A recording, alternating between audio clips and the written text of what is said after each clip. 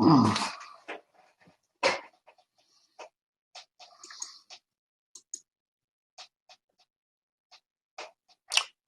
think we have somebody in here. I don't see them.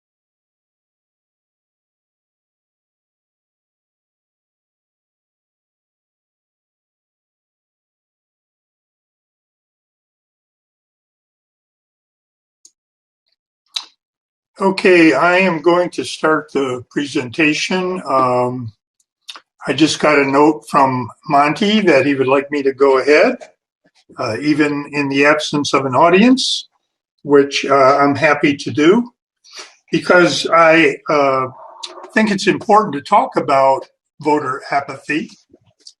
And I've prepared a brief PowerPoint that will highlight some of the main ideas that I was hoping we could discuss today. But I would appreciate if you look at the recording, if you would go ahead and send me your thoughts, your opinions, certainly submit your ideas.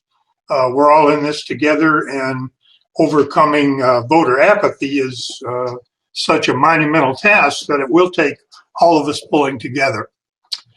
So I'm going to share my screen, and so you will be able to see the PowerPoint.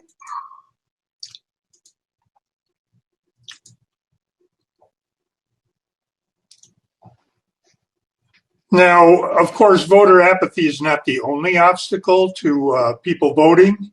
There are, other things that get in the way, but certainly the attitude that we have about voting affects the likelihood that we're going to actually do whatever it takes to get ourselves out there and to vote.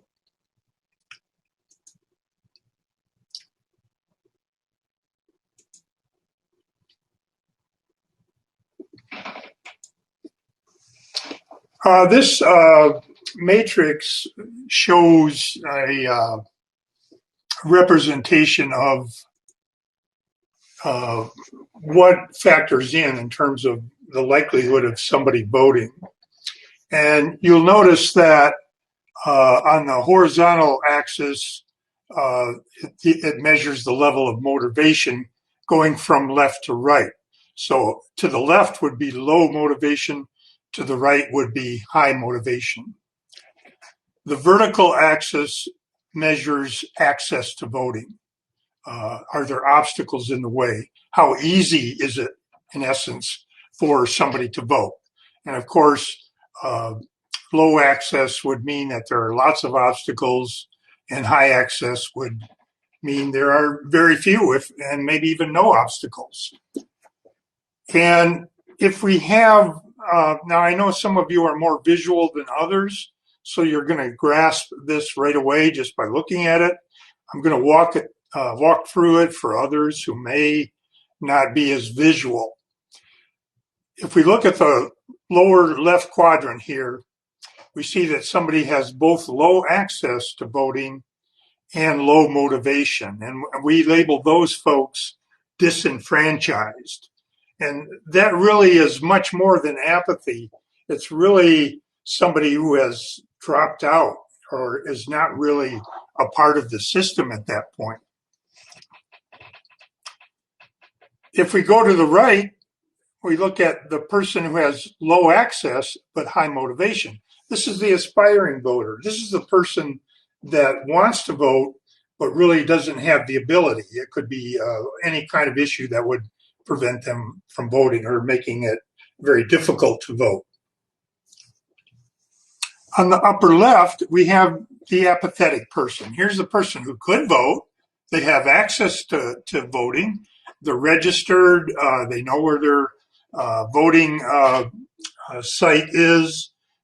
They have transportation. They have everything they need to go vote, but they just really don't care. They've gotten into a place where they're sort of turned off about politics, and especially in local elections, they may not really be aware of the issues since they don't get as much attention as national elections. And then finally, if we have high motivation and high access, we've got us a voter.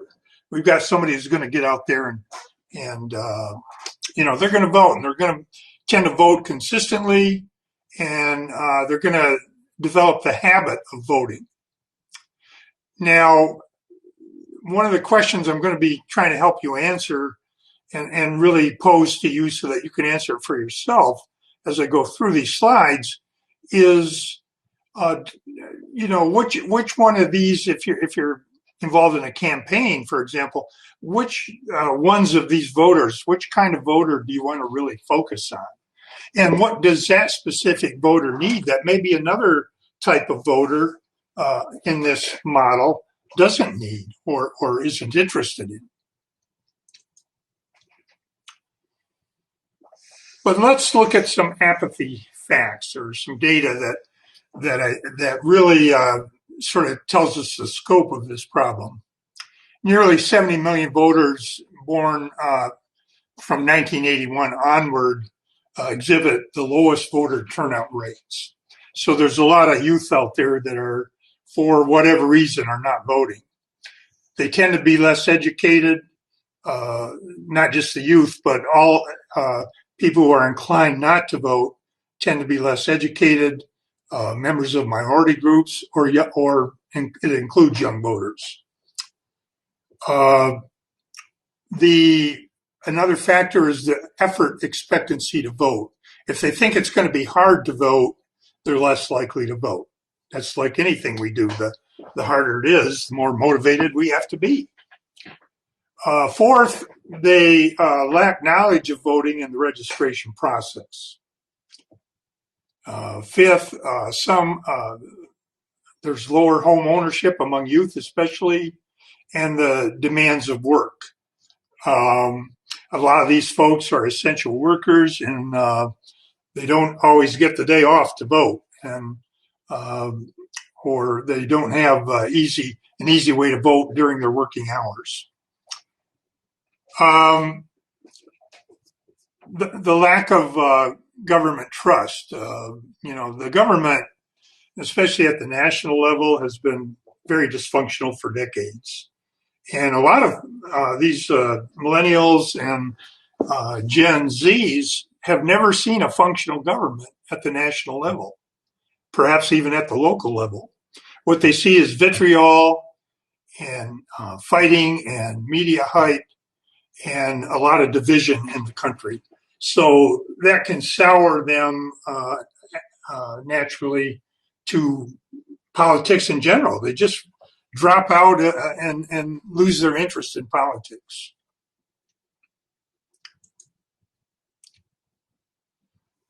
Now, when it comes to youth vote, recently we have had mixed reviews. A lot of young people vote in lower numbers because of registration barriers or because they're poor. If you ask them why they didn't vote, they're likely to tell you, well, I couldn't get off work or I didn't have transportation. And then registration barriers would include college students who sometimes there are hurdles they have to jump over before they can register in the area where they're attending college. And often they lack information. Also, when it comes to the local level, here's the quote I'm going to indicate with the mouse here. It says that voting is also discouraging if the race isn't competitive. We see, this is a quote from the Philadelphia Citizen, a newspaper or an online publication. And they're saying that we see a lot in Philadelphia. This year alone, over 50% of local candidates ran unopposed. It's hard to believe that your vote matters when in some races it actually doesn't matter. So, they're not making it up.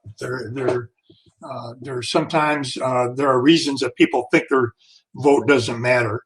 Obviously, in states that are notably red or blue, that factor also is present. Tennessee is a good example of that. We're known as a red state, and people say, well, why should I bother voting if I vote Democrat? Why should I bother? Because it's not going to make any difference in the outcome. Well, the reality is it does make a huge difference. Politicians look at trends, and if they start to see that more people are voting for the opposite party, they may change their position on issues. They may alter their strategies for how they campaign. they may start to see that, that they need to make changes or they'll even lose more votes. And Georgia, of course, blows this fallacy into the sky. Georgia was known as a red state, and through the efforts of Stacey Abrams and others, they essentially, I would not say they turned Georgia blue, but they certainly turned Georgia purple. And there's hope for the future. Now, another thing that some of you may not know is that 3 years ago, Georgia went to automatic voter registration. So along with all these people that worked very hard to get out the vote, the fact that it was easy to register really increased the young vote. And the good news in the little good news block on the screen tells us that about 52 to 55% of voting eligible young people ages 18 to 19 cast a ballot in 2020 in the presidential election. And prior to that, in 2016, it was about 42 to 44%. So we're looking at essentially a 10% increase, as more and more people are automatically getting registered. So one of the things that we should focus on in Tennessee is getting automatic or at least easier voter registration options.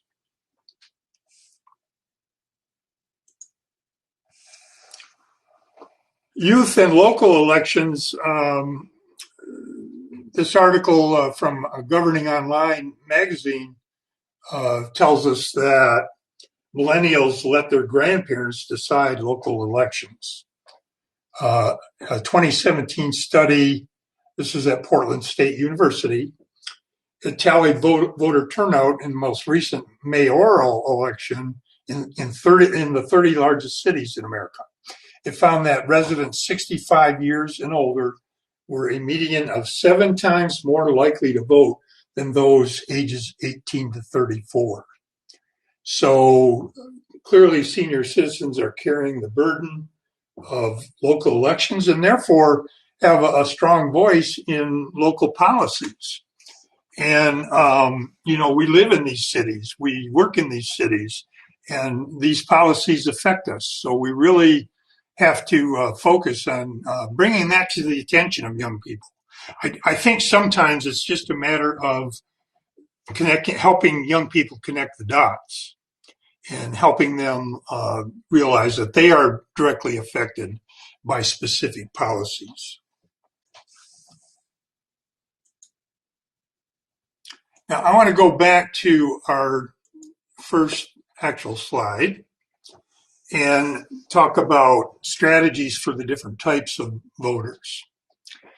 The disenfranchised voter is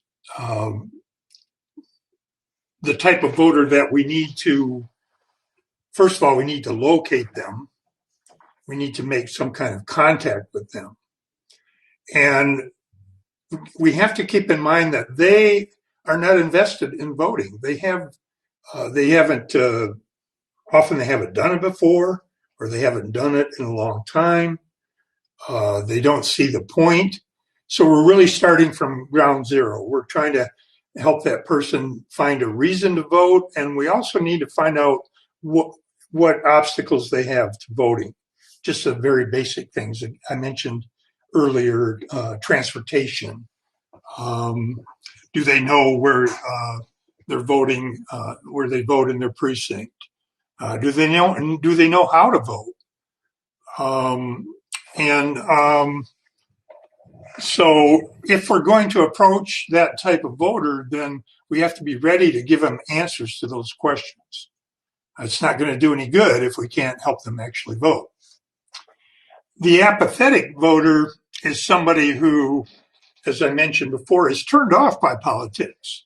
So the last thing we want to do with an apathetic voter is to go in and convince them that our candidate is the right person or that the other candidate is the wrong person. when you are visiting with or canvassing an apathetic voter, they're not voting for your candidate. They're actually voting for you. The impression that you make on them is more important than any information that you might give them, because they don't trust information. What they do trust is relationships. And if you, especially if it's a voter that, normally wouldn't be,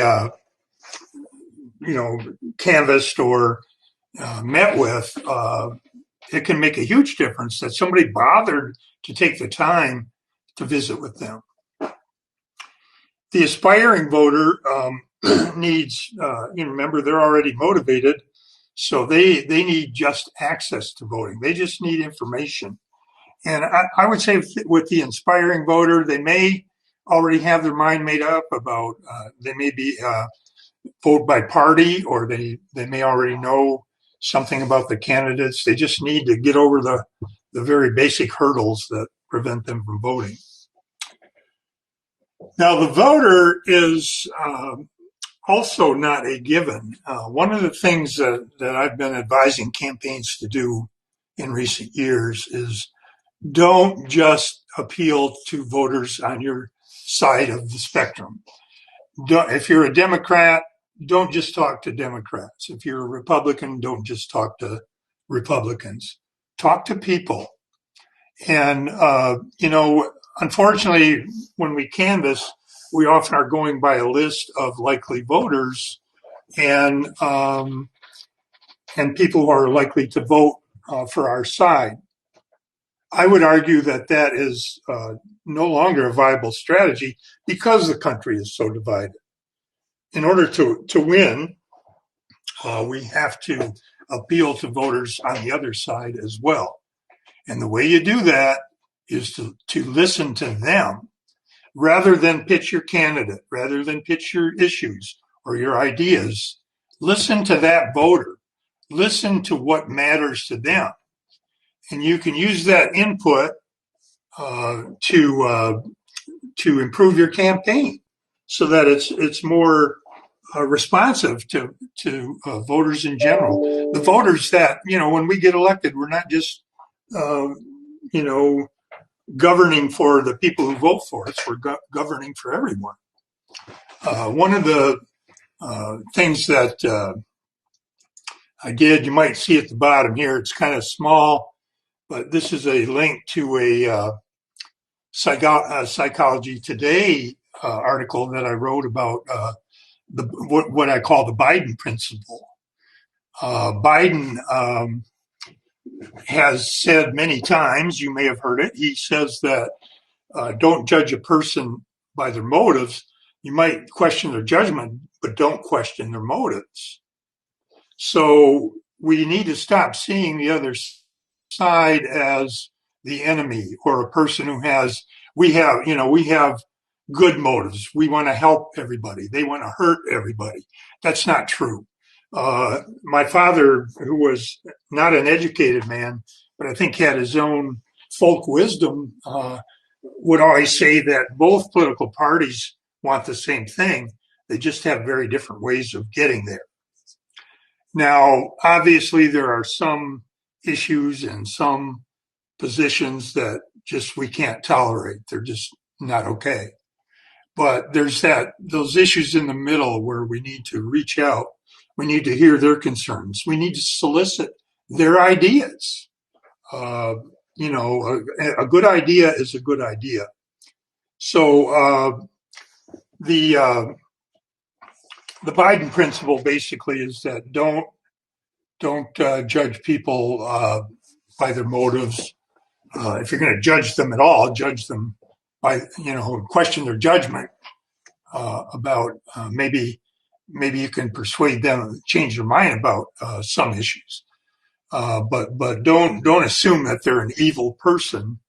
Now, I know, again, we talk about false equivalencies, and one side, in some ways, does seem to be worse than the other.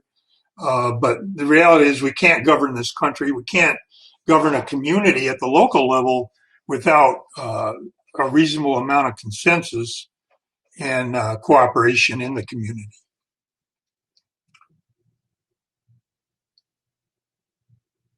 So I'm going to jump to the article about the Biden principle, and there's a few other things that I think that I've noticed Joe Biden sometimes does that I think are good steps to take when you're involved in a political campaign. Just give me a minute here to go to that article. Okay, here it is. I might mention I do a blog on Psychology Today, and sometimes it's about politics, and other times it's about my area of expertise is youth development. So I do articles on youth, teen and young adult development in particular. But if we'll scroll down here, we'll see that here's what I call the Biden principle, or a set of principles that Biden seems to go by a lot of the time anyway. And so I'll read them to you since the print is small. So the Biden approach to life can be summed up in 4 simple tenets. 1, don't judge motives no matter how much you want to. 2, don't oversell yourself. And if you do, backtrack in a hurry.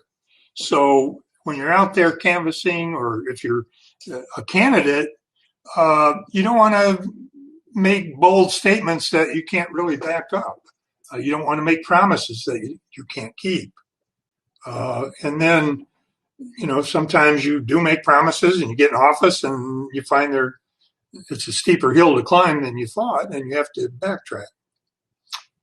3, make sure you are a good fit for your life's work.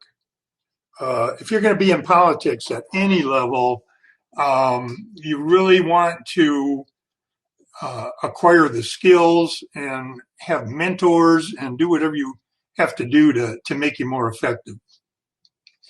And this is a case where maybe we won't judge other people's motives, but we really ought to look at our own motives.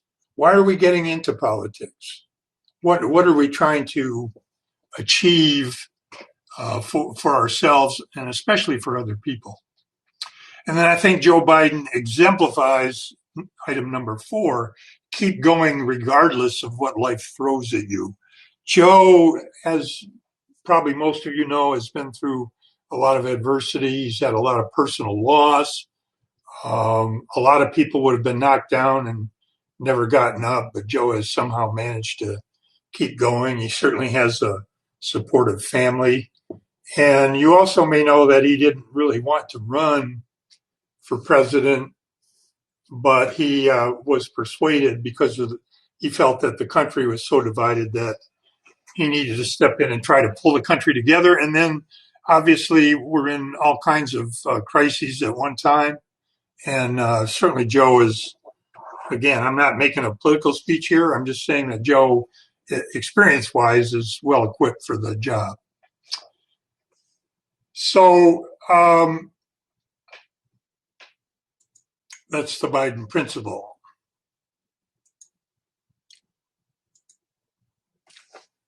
So really, in summary, the answer to voter apathy is, first of all, for us to be enthused enough that it's contagious, but secondly, to meet the voter where they're at. Give them what they need, and also play the long game. Everybody talks about how Stacey Abrams, overnight turned Georgia blue. Actually, that was a 10-year project with a lot of other people involved. And I mentioned earlier, I think that Georgia went to automatic voter registration. So those were the key things that made that happen. So play the long game. You may talk to a voter today and you may not win them over for your candidate, but you're going to make an impression on that voter.